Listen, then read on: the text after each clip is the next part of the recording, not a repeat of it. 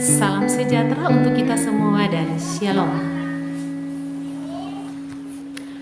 Pada fase E ini, materi yang disampaikan adalah alam dan lingkungan hidup. Materi ini merupakan elemen terakhir dalam semester genap ini. Alam diciptakan oleh Allah. Itu baik adanya. Hal itu sangat jelas diungkapkan dalam Alkitab, Kitab Kejadian pasal 1. Dan pada pasal yang kedua, pada ayatnya yang ke-15, Allah memberikan perintah kepada manusia untuk memelihara dan melestarikan. Kata yang memberikan keharusan kepada manusia adalah berkuasalah dan bertaklukkanlah ciptaan ini. Tetapi tidak berarti bahwa manusia harus bertindak dengan semenah-menahnya. Namun dalam perkembangan sejarah kehidupan untuk saat ini, sepertinya bumi telah berada dalam kebisingan. Karena apa? Egoisme diri. Sehingga nurani manusia menjadi tertutup dan semakin mengkristal dalam karakteristik yang hedonis dan konsumeris.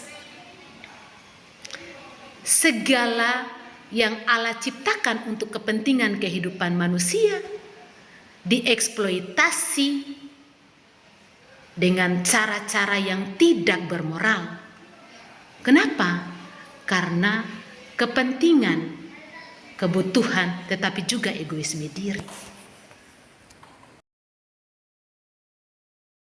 Contoh-contoh perilaku yang menunjukkan bahwa manusia itu telah mengeksploitasi alam. Pohon ditebang dengan sembarangan, hutan dibakar oleh orang-orang yang berhati serigala. Tentunya ini berhubungan dengan kebutuhan, tapi juga tidak terlepas dari adanya hawa nafsu diri terlalu serakah. Penggunaan produk sekali pakai, penumpukan sampah, dan pembuangan sampah sembarangan. Industrialisasi, alat transportasi dengan iringan deru mesin yang disertai dengan pemborosan bahan bakar. Akibatnya, proses fotosintesis jadi terhambat karena konsentrasi cahaya matahari yang begitu hipertensi. Kepanasan global, gagal panen, komoditi pangan dan ekspor berkurang. Persediaan oksigen demi kelangsungan kehidupan berkelanjutan semakin menipis. Tanaman kena hama, hutan gersang, tanah gundul, longsor, banjir. Permukaan air laut semakin naik karena es di kutub utara mulai mencair. Terjadi pergeseran lempengan, bahkan gempa bumi terjadi di mana-mana. Inilah pemicu kegelisahan eksistensial, stres, pengangguran, kemiskinan,